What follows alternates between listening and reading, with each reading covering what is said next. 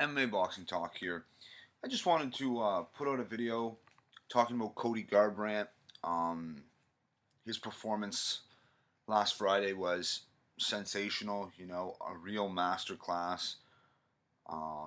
Nobody really seen that coming, a performance of that magnitude, that dominant.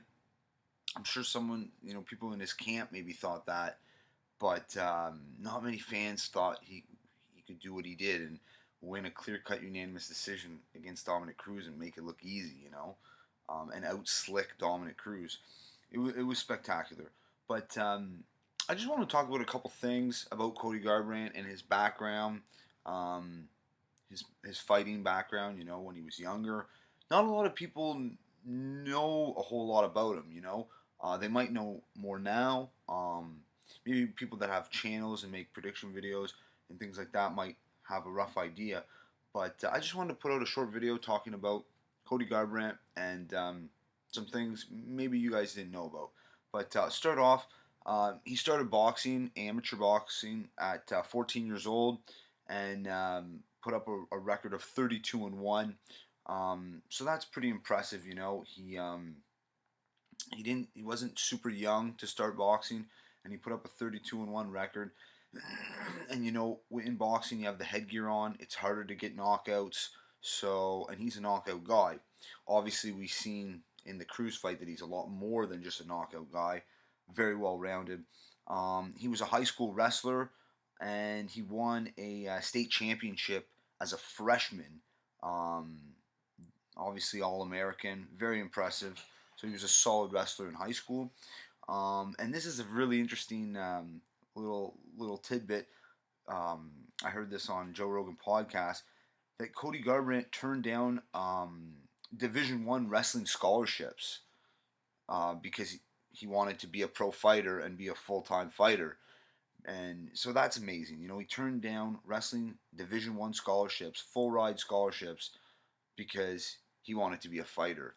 That's how much confidence this guy had in his abilities at a very young age. We're talking 18 years old. He already knew this. He knew well before that. But another thing too is that fighting really has been in his family for a very long time. His grandfather was a boxer, and his uncle was a boxer and also trains him still to this day. But his uncle, Bob Meese, was an alternate for the Olympics. So, an alternate for the Olympics is pretty amazing. It's a feat just to make the Olympics roster. So to be an alternate, obviously he was very good, and he had good fundamentals, and he knew the game inside and out. So that's really impressive. So this guy's been around fighting for a very long time. He was bred to be a fighter. He really was. Now, Cody too, growing up, he was definitely a tough, scrappy kid. He got into a lot of fights.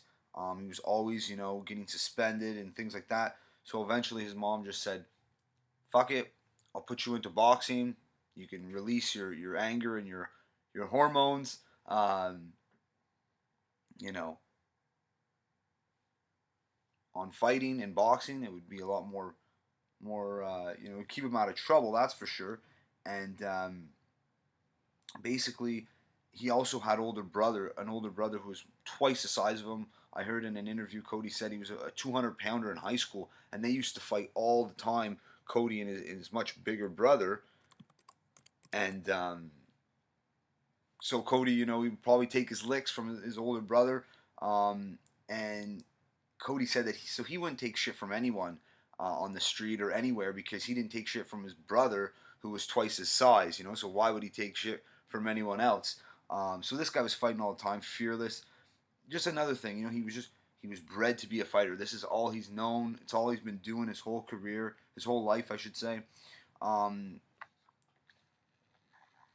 Another thing that's very interesting is that Team Alpha Male is where he trains, and I think he has been for at least 2 or 3 years now anyway, since 2013, 2014, I want to say. But Team Alpha Male is huge on recruiting, wrestlers and anyone that has a potential to be good. Uriah Faber is always recruiting people, but Garbrandt wasn't recruited. He seeked them out. Garbrandt, was a fan of Uriah Faber. Watched him fight, especially in the WEC days when Faber was the best in the world. So he always knew who Faber was. He knew that he paved the way for the smaller divisions, and he wanted to go train there, which was it's Team Alpha Male for the lighter weight classes is the best um, camp to be at, really. Especially when it comes to wrestling and cardio, and they're gonna push you, and very good camp to go to. So that's another interesting thing. Um, but what more can I say about this kid? His performance against Dominick Cruz, like I said in the beginning of the video, just unbelievable. Um, so well rounded. I mean, this guy's got power. This guy's good in close. This guy's good at distance and using range. Um, you know, Distant management. He made Dominick Cruz look like a fool in there. And it's interesting because I don't really see Dominick Cruz winning a rematch. I see maybe him doing better. Um, but at the end of the day, if Cody's not going to be biting on his feints and biting on his awkward movements, he's not befuddled in there. And Cruz is going to have a hard time staying on his back foot, you know, getting outpointing Garbrandt at range for 25 minutes. I see that being tough, very tough for him to do, and win a decision.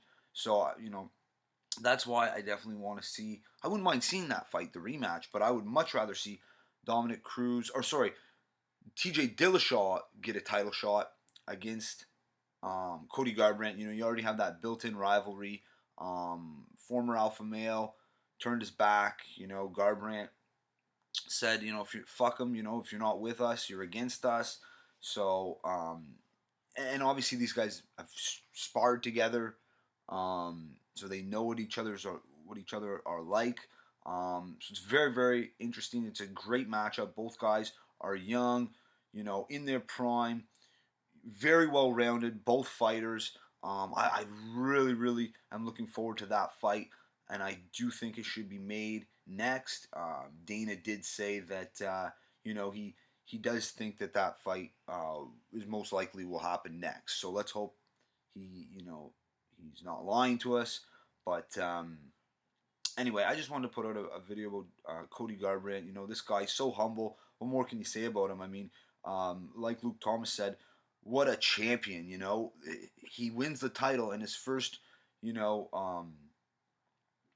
order of business is to put that belt on Maddox Maple, who is a cancer survivor, only 10 years old. I mean, what a phenomenal story. This kid.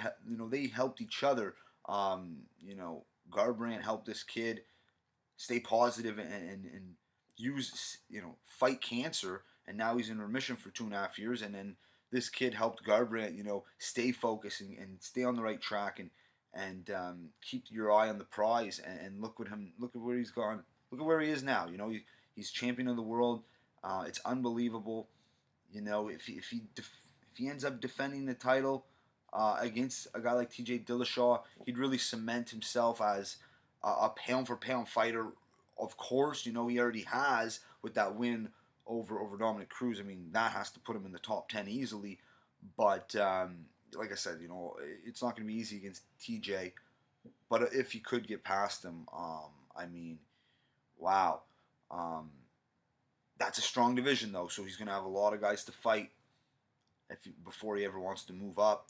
But I mean, just thinking about a super fight with a guy like Jose Aldo or someone like that, or a Max Holloway, or it would be a fun fight. So and this kid's young; he's 25 years old. So we don't know where he's going to be in 3-4 years or 5 years from now. He might just be an average contender. I don't see that being reality. I think he's going to be a champion for a while. And if he does ever happen to lose the belt, I think he definitely could regain it. He's so young. He has so much more. There's so much more room for improvement. It's insane, and he's already phenomenal. So, blown away by this kid. I was a fan of him before, but now after that performance, I mean, how can you not fucking love this kid and be one of your favorite fighters? Unbelievable. That's it for this one, though. If you liked the video, subscribe. Check me out on Twitter at MMA Boxing Talk 1. That's it for this one. Peace.